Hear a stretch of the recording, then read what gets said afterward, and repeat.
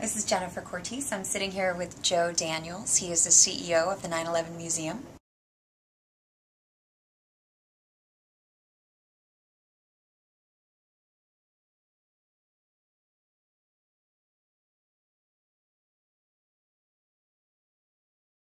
How long have you guys been working on this?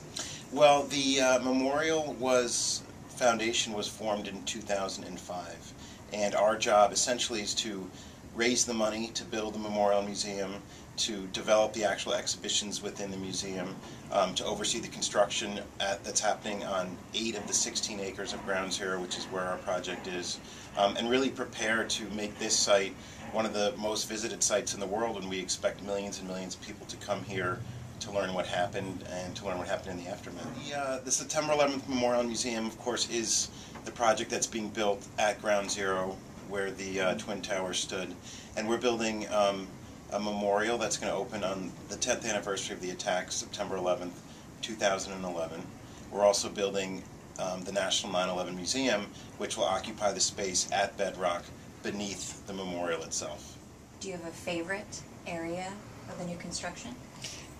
I would say that the construction aspect of this project is probably the thing that keeps me up most at night. I love seeing the project take shape. The core of the design of the memorial is 2 reflecting pools that are each the size of the Twin Tower footprints. They'll be the largest man-made waterfalls in the country.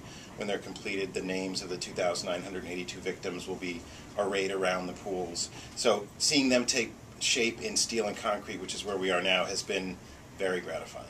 What are the biggest challenges that you're facing? It's really the construction and getting it done on time. This project over the last 4 years has gone through a tremendous number of challenges, everything from the varying views of stakeholders, be they family members, downtown residents, the politicians that are involved. So there was a time when the design itself was more volatile. Right now, though, we're at the stage where we're pretty much cleared most of those issues, and now it's a matter of can we get the construction done in time for the 10th anniversary, which will be a day that the entire world is going to be looking at the site in a way that they haven't focused on it in years. And we need to, as a city and as a country, be done with the memorial that we can all be proud of. Do you have trouble handling some of the victims? Dealing with the next of kin of the victims is definitely one of the most challenging parts of it. I will say there's not a one consistent view of quote-unquote family members on various issues. One of the things that the museum is going to be doing is not only showing what happened on the day of 9/11, but exploring what led up to the attacks and also the aftermath of the attacks. The good thing is Project Rebirth, which is really one of these core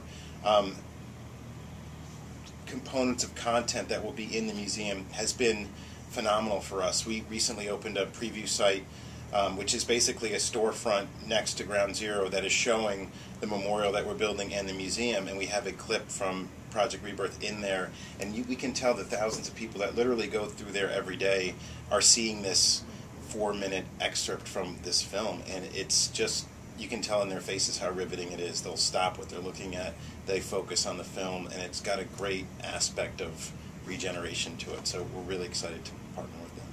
Jim Whitaker and his team, they approached us. They had been filming at the site. We were the new entity around. We hadn't started our fundraising yet.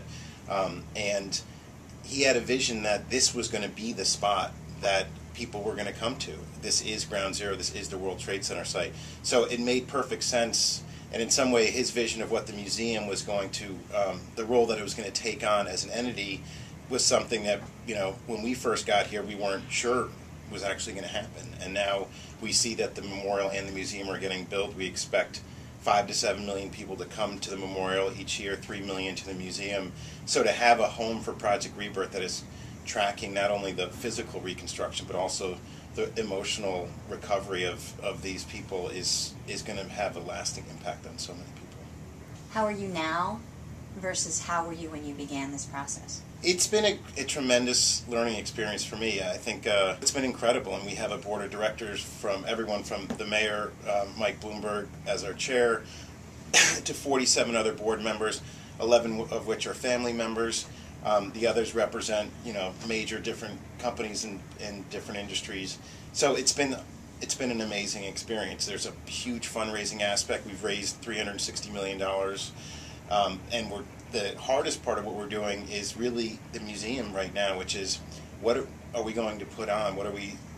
How are we going to educate all these people that are coming here, and to what end? Although we're a history museum to some degree, the history that we are talking about is still being written right now. It's still unfolding. So to have a museum that is dealing with contemporaneous history is a big challenge, but it's something, as a history major myself from college, is something, it's a great opportunity.